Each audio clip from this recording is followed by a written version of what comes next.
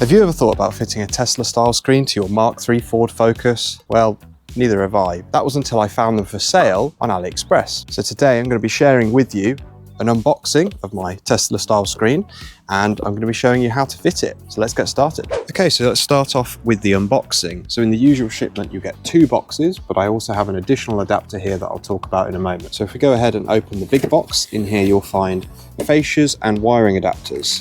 So here are all the wiring adapters. There's also some more wiring in the other box. These are the fascia plates for the bottom of the unit. I'll show you later. And this is the main fascia plate. So obviously your big touchscreen goes here, your air vents go here. You've got these buttons at the bottom for your hazard and your lock switches as well. Over here in the smaller box, you'll find inside the actual touchscreen itself. We've got a user manual, diagram, and a warranty card. Underneath, you'll find lots more wiring. Open this up. Here we'll find the all-important touchscreen. So this looks really, really good. It will be in that orientation like that. So that looks really good. And on the back, we've got a cooling fan, lots of connectors. We've even got optical audio and coaxial audio, which is really impressive. 4G and 5G antennas and Wi-Fi, GPS antenna as well, and radio connector there. And it's even got like a nice sort of almost like carbon fiber square cube sort of effect on the back that's quite tactile as well, which is really cool. So I'm quite impressed with that. That looks like a really good unit so far. So I'll be really interested to see how well this performs. And now let's move on to this. So to explain, this little adapter here is specific for if you have a Sony unit currently in your car. So you'll find on the actual description of the listing on AliExpress that they say that you need this special adapter. Now to buy this special adapter, you actually have to message the store and they'll send you a link to actually purchase it. You can't just purchase it easily off the website. So if you currently have a unit that has Sony written on it, you may need this adapter. And I'm not entirely sure what it's for yet. I'm guessing it's something to do with the reversing camera, but I'm not 100% sure because of this RCA connector here. I'm just assuming it's something to do with that, but we will wait and see. And of course, guys, a link to all of these on AliExpress will be down in the description below. Okay, so we're now inside the car. So first of all, we need to remove the old unit. And the first step to do that is remove this piece of the lower fascia here. Now you'll see either side here and here, there are little gaps. Now you can use a plastic pry tool like this, but I find it a bit fiddly. So I find the best way to do it is use this sort of hooked pick tool and just put it in there like that. There we go. Pull it down. You can just pull it with your fingers once it's most of the way down. There it is. Let's pop that to one side, and that will reveal 2 T20 screws. So you need to remove those.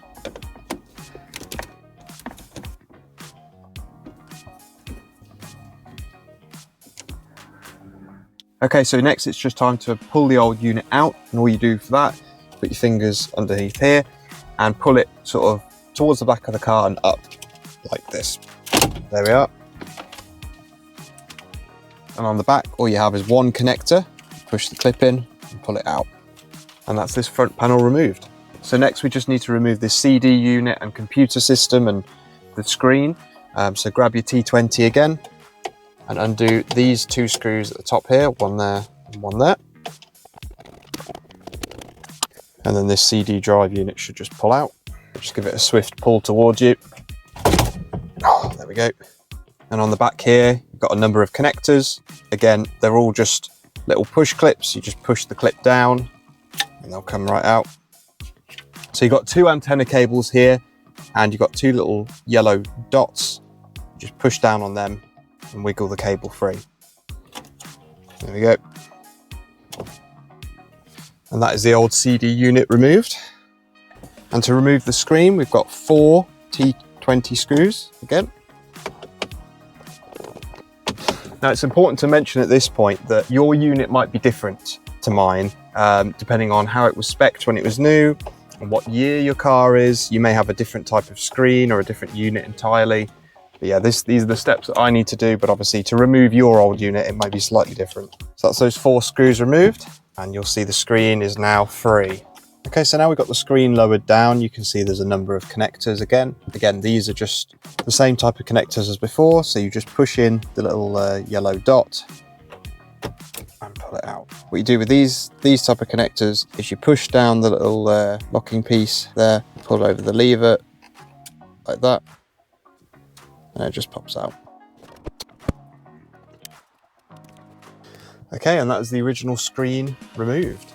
Okay, so that is the unit completely removed now, and first I want to tackle this adapter. So this is the adapter I mentioned earlier that's specific for Sony units. From what I can see, nothing here connects with this. So what I think it might be is an adapter that plugs into the sync unit. Now the sync unit is behind the heater controls here, so I'm just going to go ahead and remove the heater controls to gain access to that, just to see if this is what connects to it. Fingers crossed I am right in my guess. So to remove the heater controls, we've got 2 screws at the top here.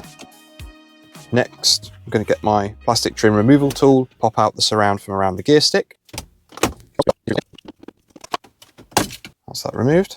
Okay, so lift up the gear gaiter, and that will reveal 2 screws here, which are a really weird size. They're 5.5mm hex head screws. Never encountered that before on anything. So remove those. And this is where I'm about to make a slight mistake, which I'll explain now. So as you can see, I'm removing this screw here, and I'm about to remove this screw and move this panel to the side. But that is unnecessary. You only need to remove this screw here and then remove the panel here that runs underneath the handbrake and alongside the heater panel on this side, because there is 1 screw just hidden behind it, which you'll see in a moment. So move that up out the way.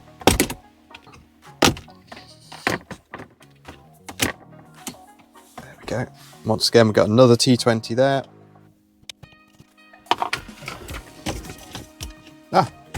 Oh, there we go. So it's only the 1 screw. There isn't one on the left-hand side. That's good to know. Here we have the heater controls. I'm just going to go ahead and unplug these. So these just have little clips that you push in again. There we are, on there. There we are. So I think behind here is the sync unit. So we've got 1, 2, 3 T20 screws to remove. So I'll just remove that now.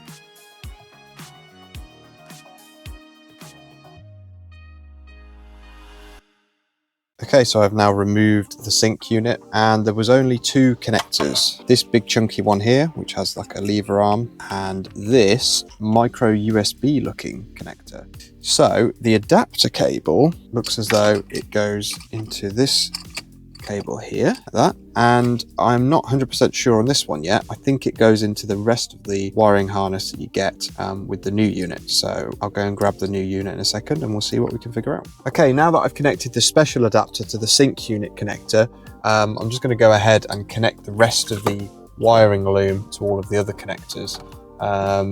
This may be a bit of trial and error really. I guess it's a case of just connecting things where they go, but this is the CAN bus decoder that comes with it. That connects like that, and basically you just plug everything in where you can. The only thing that I'm not sure of at the moment, which we'll find out shortly if it's correct or not, is whether to connect this connector to here, like that, or this one that's already in the car. I'm assuming we need to connect this one, and this one just gets done away with completely, but we'll find out later, won't we? Right, let's get all the cables connected.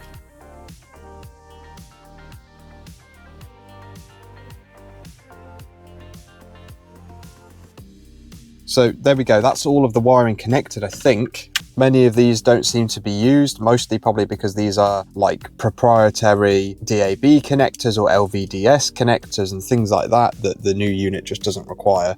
So I've got this plugged into the little micro USB that went into the sync unit, and of course the special adapter is also plugged into that as well. And then I've got this bunch of wiring loom connected to these 2 big blocks here. I've got this cable connected to, again, the special adapter, which plugs into where the sync unit was, and I have connected this aerial adapter to what I believe is the aerial connector. So the next thing to do is plug all of these here into the new screen and see what happens. Very exciting. Okay, so I've got the screen here, so let's see if we can plug everything in.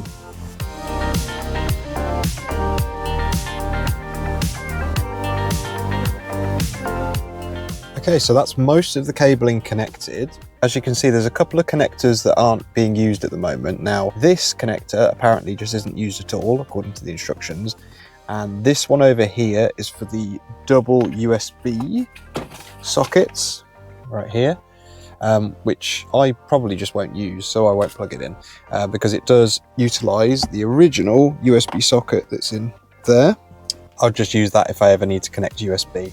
So the only thing left to connect now are the antennas. So we've got a GPS antenna connector there and a 4G one there. And I'm just going to mention now about the two different types of antenna that they give you, because it's not labeled at all, but these antennas are different. So this is a GPS antenna specifically, and this is a 4G antenna. So the long thin one is the 4G antenna, and the GPS one is the sort of rounder, thicker one. And it's not labeled at all, so I had to do some research to figure out which was which. And I'm going to put the antennas in this void up here.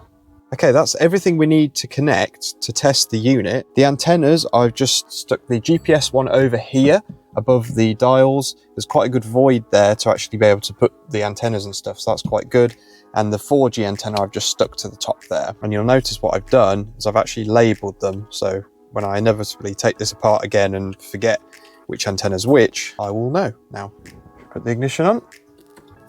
There it is, powered by Android. Fantastic, look at that. Oh, this is going to be so good. Now I wonder if I put it in reverse. Wow, okay, the camera's not appearing. Oh, what a shame. All right, let me just do some troubleshooting. Let's see what I can figure out. 3 days later. Okay, so that troubleshooting went on for much longer than I expected. It's actually a few days later now, and I've since done some research and ordered a new adapter. So to get everything working on the unit, I had to change a setting, which I'll show you in a moment, and I also needed to order a new adapter to allow the rear view camera system to work, because the adapter that they sold me is useless for this car. My car's a Sync 1 system, and it needs a different type of adapter altogether. So I'll show you that now.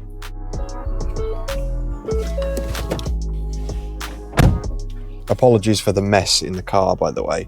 Right, so as I mentioned a moment ago, this adapter that they sold me right here is useless for my car, basically, because I have a Sync 1 system, and the Sync 1 system with this, which I think is a 4.2 inch screen, although I haven't measured it, it uses a FACRA connector for the rear view camera, which is this one right here.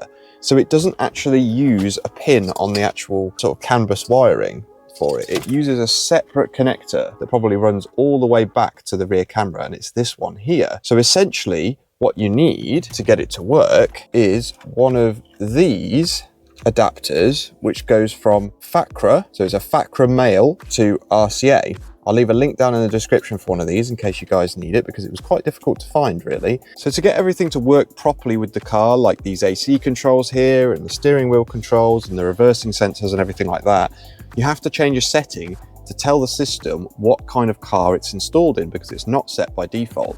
So what you do is you go to the menu button at the top, go to car settings, go to factory, type in the code, which in my case is 48, press OK. Then at the top, you'll see you've got car model. So you press on that. And so this CAN box section corresponds with the little box that they've given you. So in my case, the little blue box, which you would have seen earlier, somewhere buried behind there, is a Hi World branded box. So you go Hi World, Ford, Focus, 12 to 18, and then you press confirm, and then you will find your steering wheel controls then work. Go volume up and down. You'll find the AC controls will work nicely. It's good.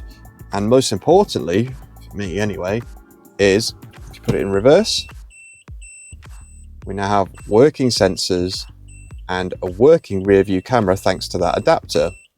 Now you'll hear that beeping is different to the normal beeping you get. It's not coming from the speakers, it's actually coming from a buzzer that's part of that little blue CAN bus decoder box, which is a little bit annoying, but it does the job, and I'm fine with it because I've got the display and I've got the sensor image and it looks really good. So the only thing left to do now is install this fascia plate with these 4 little screws here, and then I'm going to give it a proper test and review. Before I do that, actually, I just want to show you that I've actually reinstalled this sync box now. So if you remember the adapter, I unplugged the connector for it and used this instead, but that's no longer needed. So I've reinstalled the sync box, but what I have done is I've unplugged the USB from the sync box and I have plugged it in to this system using the adapter, which is this one right here. So I am still using the USB, which is right there, which will be really handy if I ever need to plug in a memory stick or anything like that. So first I'm going to just reassemble all of this. So cue the time lapse.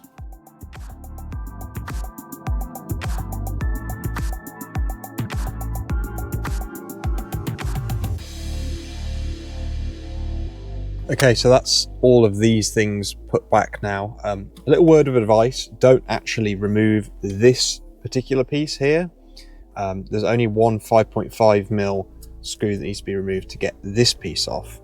This piece itself doesn't need to be removed, and if you try and remove it, it is a real pain to put it back. So don't remove that, just remove that and this, which will give you access to the screws for the heater controls. Right, the next step is to swap the heater vents and the controls over to the new fascia. That's quite easy to do. It's just a case of prying these plastic clips here and it should just pull out. So let's do that now. Okay, got a plastic pry tool here. And quite simply just pry these plastic clips like that up. Oh, there we go. That's one vent. Just put that in over here.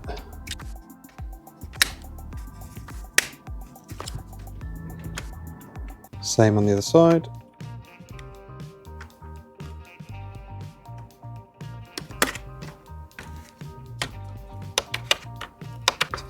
This one's being a bit more stubborn, so I'm just switching to a pick. And there we go. That's the other one. And that's it, that's the vents in. So before we go and put the new fascia in, we need to put the correct little fascia plate on the bottom. So you can see on here, there is nothing, but on this one, we have this sort of fascia that's designed sort of like a grill. And the kit comes with two different choices. I'm guessing this is for like a different model or something. This is the one we want anyway for my car. So I'm just going to go ahead and put it in here like this. There we go. So I've just found these 4 little screws in a little Ziploc bag, and they go here, here, and the same on the other side there and there. So I'm just going to put those in now.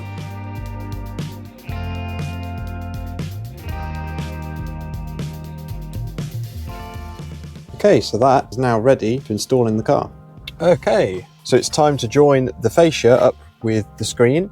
Now I've decided to try and screw the unit into the fascia in situ with all the cables connected, because I feel like it would be a bit easier to screw this into that than to have this screwed into that and plug all the cables in, because you've got this big bulky vent on the side which will block all of your sort of access to get to the cables at the back. So I'm going to try and do it this way around. Got to remove the plastic. Oh, look at that, lovely. All right, this is going to be quite challenging, I think. Okay. First little screw.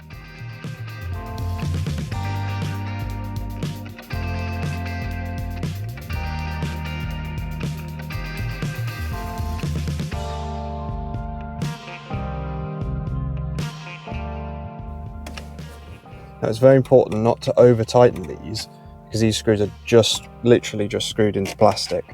You could very easily strip it out. Look at that, that is looking so good so far.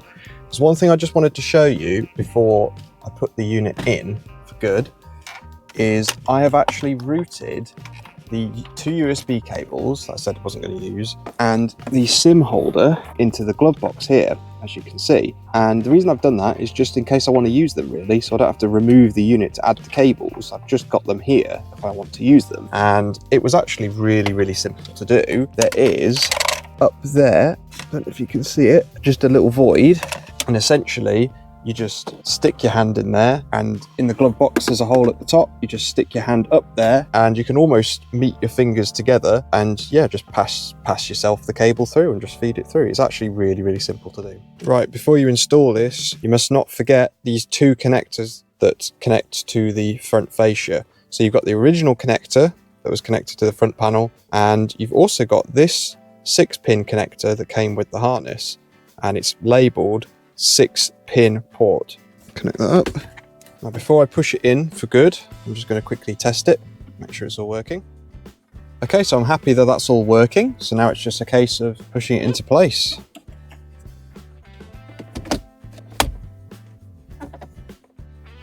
It should click nicely into place once it's in position.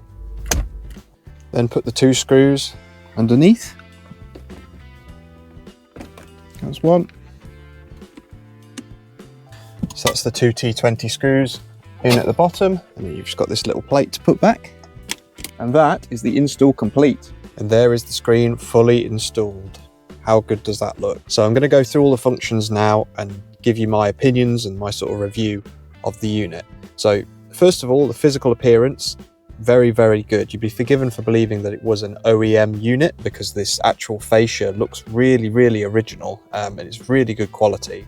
So I'm very, very impressed with the overall design of it. The only negative thing I would say is the screen is kind of leaning away too much. I think it would benefit from being a bit more vertical. Maybe that wasn't possible with the constraints of this design of this car, but it means that sat in my position, you can kind of see the reflection of the windscreen. So you can see the sky in the reflection, which isn't great. It would definitely be better to have it more vertical, but I can live with it. I can definitely live with it. These buttons are quite good. Again, they don't feel quite as good as original, but they work. So if we turn the ignition on, the unit will eventually come to life. There you go. Only takes a second because it goes into sleep. That sleep mode is configurable. So I have it set so it sleeps for 2 hours. The default is 1 day, and you can set it for even longer than that if you want, so that it just springs straight into life just from sleep every time you start the car. But obviously the issue with that is you can drain the battery. So it's up to you what you want to decide on that. But yes, these are all the apps. It's gone straight into the app screen because that's what I had open before. Go back to the home, and that is sort of your main home screen there. So you've got your media controls, time, weather, and you've got navigation here. It's very, very snappy. So this is the S8 model with 8 gig of RAM and best processor. It's the top of the line model that they sell. It is very, very snappy. You can certainly tell that it is a powerful model. It has a built-in fan. So you can control that fan here, either set it to automatic, which is what I'll leave it on, or you can turn it on manually if you want to. That's kind of superfluous, really. I feel like it should just be on automatic all the time, but it's nice to have. As with a lot of Chinese head units, there are a lot of superfluous functions. Even the AC controls at the bottom here are kind of not really necessary because right below it I have physical controls. So I'm very unlikely to actually use these touch button controls when I have physical controls right here. But you know, it's cool. It's very impressive that they managed to achieve that on this unit, and it does work perfectly as well. So it's very impressive, but as I say, kind of superfluous. And there's kind of a few different things in here that are like that aren't really necessary. But overall, it's very, very impressive. So here is the app drawer. And you can see we've got a lot of sort of usual apps like Bluetooth, phone, radio, music, everything like that. And it does come pre-installed with a lot of other useful apps, like you have iGo Primo navigation, you have YouTube pre-installed, you've got Talk pre-installed, it's quite clever. Got TPMS app, so if you have TPMS sensors, which are an optional extra, you can obviously check your tire pressures on the go, which is very clever. Now this Topal, I believe is optional because I opted for the version with the AI voice, and you get these apps with it. I haven't set them up yet, but I believe Topal security is for like tracking the car. Voice is the AI voice assistant. You've got some other apps here, Spotify, Here We Go, which is another navigation app. And there's a lot of really interesting built-in apps as well. So you've got car app here. So you can, if your car has a sync system, a proper sync system, you can actually interface directly with the sync system that's still installed. If you had like a Sync 2 or something, you still get the sync functions in here. And again, you can control a lot of the car settings from here. So set it so that the doors auto lock when you're driving, turn hill start on and off. And this app basically just gives you the ability to control settings in the car that you kind of lose by removing the original unit. So that's really good that they've actually managed to make that work. It's very clever. So the next thing I want to show you is the Apple CarPlay. So this only supports wireless Apple CarPlay, but it supports wired and wireless Android Auto. So to get to the Apple CarPlay, you just simply this button at the top here, this orange button, and that is the Z-Link icon. So Z-Link is this app, and this is what allows you to have Apple CarPlay. So if we go onto that again, the problem I have with the Apple CarPlay is it is very, very laggy to switch between screens, as you can see. I mean, hilariously laggy. Now, my phone isn't an old phone, it's an iPhone 13 Pro, and I've got no problem with any other Apple CarPlay, so it's not my phone, it is this unit, it seems, or the app, I should say. And yeah, if I go into Spotify, it does load up in a reasonable amount of time, but it is just quite slow to respond, really. So if I just press the menu button, see, it takes a couple of seconds for it to actually catch up. It's not great. And I'm not sure whether that is the unit or if it is the phone. The unit itself is very powerful and it's the top of the line version. So I would have thought it's actually the app that's causing this issue. So I'm going to talk to you quickly about the car settings app. So this is quite important. You can control a lot of the different things for the reversing camera. And more importantly, if we go to factory, type in the passcode, here is where you get a lot of extra functions. So you can set the logo, which is something I need to do, turning on important settings. So I think it's important to turn on the driving ban video setting, because it's not really a good idea to have video playing while you're driving, because it can be distracting and it's most likely illegal. And you've got a lot of different settings in here. So this is really, really important section to pay attention to when you set up this unit. So the benefit of having such a large vertical screen is you have enough space to have two apps in split screen mode displayed at once, which you can do with this unit, as I will now demonstrate. So you go to the app switcher at the top right, press and hold on the app that you want to use in the split screen, drag it to the top. So there's Waze at the top, and say for example I want Spotify on the bottom, press Spotify, and there we go. I have Spotify and Waze showing simultaneously on the screen, which is excellent. That is a really, really useful function. And something else that's quite cool about it, if you open the door, it will show you on the screen that the door is open. If you close it, it goes away. So that's very clever as well. So do I think the screen is worth it? 100% screen is worth it. It's really good value for money. I would definitely recommend getting the higher spec version, either the S6 or S8. I can't really comment on how the lower spec models perform, but you want as much power as possible because a laggy interface is just no fun while you're trying to drive. And that's about it for now, guys. Thank you so much for watching. If you have any questions, as always, put them down in the comment section below and I'll do my best to answer all the questions I can. And if you like this kind of content, please give the video a like and subscribe to the channel. I really appreciate it. Thanks, guys. Bye for now.